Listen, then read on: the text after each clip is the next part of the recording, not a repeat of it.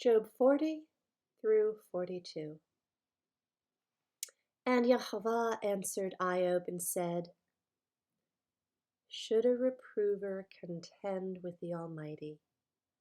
Let him who reproves Eloah answer it.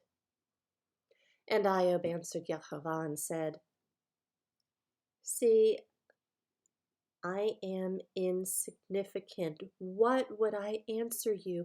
I lay my hand over my mouth. Once I have spoken, but I have no answer, and twice, but I say no more. Then Yahweh answered Iob out of the whirlwind and said, Now, gird up your loins like a man, I ask you, and you answer me. Would you also set aside my judgment? Would you pronounce me wrong, and you be declared righteous? Or do you have an arm like El? Or do you thunder with a voice like his? Deck yourself, please, with excellency and grandeur, and put on esteem and splendor. Scatter abroad the rage of your wrath, and look on everyone who is proud, and bring him low. Look on everyone who is proud, and humble him, and tread down the wrongdoers in their place. Hide them in the dust together. Find their faces in obscurity. Then even I would confess to you that your own right hand does save you. See now, Behemoth, which I made alongside you. He eats grass like an ox. See now, his strength is in his loins, and his power is in his stomach muscles. He bends his tail like a cedar. The sinews of his thighs are knit together. His bones are like tubes of bronze, his ribs like bars of iron. He is the beginning of the ways of El. His maker brings near his sword. For the mountains yield food for him, and all the beasts of the field play there. He lies under the slender trees, under the cover of reed and swamp. The slender trees cover him with their shade. The willows by the stream surround him. See, if a river rages, he is not alarmed. He feels safe, even if the Yarden gushes into his mouth. Before his eyes shall he be caught with snares, or his nose pierced? Job 41. Would you draw out Leviathan with a hook, or snare his tongue with a line which you lower? Would you put a cord through his nose, or pierce his jaw with a hook? Would he keep on pleading with you? Would he speak softly to you? Would he make a covenant with you to be taken as a servant forever? Would you play with him as with a bird, or leash him for your young girls? Would trading partners bargain over him? Would they divide him among the merchants? Fill his skin with harpoons, or his head with fishing spears?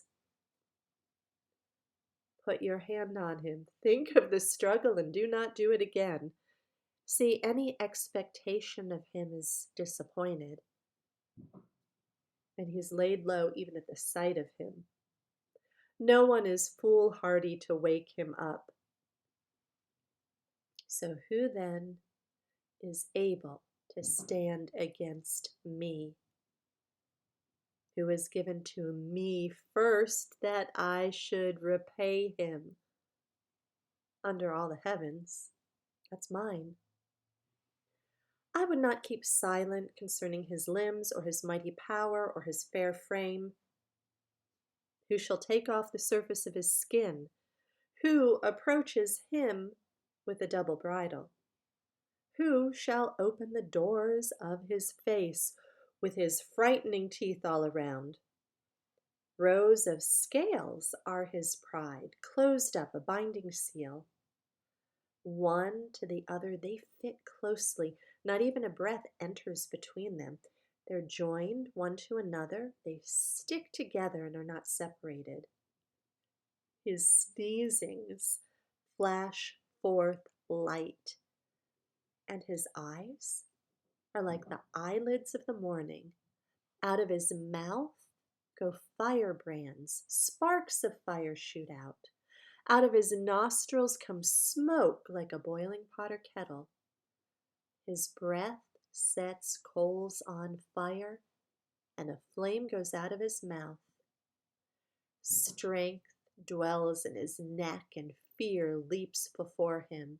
The folds of his flesh cleave together. They are firm on him, immovable. His heart is as hard as stone, even as hard as the lower millstone. When he raises himself up, the mighty are afraid. Because of his crashings, they're bewildered. No sword that reaches him does prevail, neither spear, dart, or lance. He reckons iron is a straw, bronze is rotten wood. The arrow does not make him flee. Sling stones become like stubble to him. Clubs are reckoned as straw. He laughs at the rattle of a lance. His undersides are sharp like potsherds. He sprawls on the mud like a threshing sledge. He makes the deep boil like a pot. He makes the sea like a pot of ointment. He leaves a shining path behind him. One would think the deep to be gray-haired. No one on earth is like him, one made without fear. He sees all that is haughty. He is sovereign over all the sons of pride. Job chapter 42. And Iob answered and said, You know that you are able to do all, and that no purpose is withheld from you. Who is this that hides counsel without knowledge? Therefore I declared, but I did not understand, matters too marvelous for me, which I did not know. Listen, please, and let me speak. I ask you, then would you make it known to me? I have heard of you by the hearing of the ear, but now my eye sees you. Therefore I despise myself and repent in dust and ashes. And it came to be, after Yehovah had spoken these words to Iob, that Yehovah said to Eliphaz the Temanite, My wrath is burned against you and your two friends, for you have not spoken of me what was right, as did my servant Iob.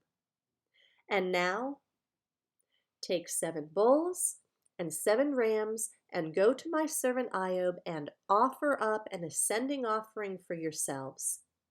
And let my servant Iob pray for you, for I accept him, unless I punish you.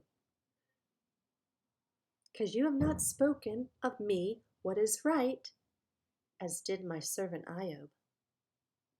So Eliphaz the Temanite, and Bildad the Shuhite, and Sophar the Naamathite went and did as Yehovah commanded them, and Yehovah accepted the face of Iob. And Yehovah turned the captivity of Iob when he prayed for his friends, and Yehovah gave Iob twice as much as he had before. And all his brothers and all his sisters and all those who had been his friends before came to him and ate food with him at his house, and they sympathized with him and comforted him for all the evil that Jehovah had brought upon him. And they each gave him a kesitah, and each one a ring of gold. And Jehovah blessed the latter days of Iob more than the beginning, for he had 14,000 sheep, and 6,000 camels, and 1,000 yoke of oxen, and 1,000 female donkeys. And he had 7 sons and 3 daughters. And he called the name of the first Yemimah, and the name of the second Ketza'ah, and the name of the third Keren Hapuk. And in all the land were found no women so beautiful as the daughters of Iob, and their fathers gave them an inheritance among their brothers. And after this, Iob lived 140 years and saw his children and his grandchildren for 4 generations. And Iob died old and satisfied with his days.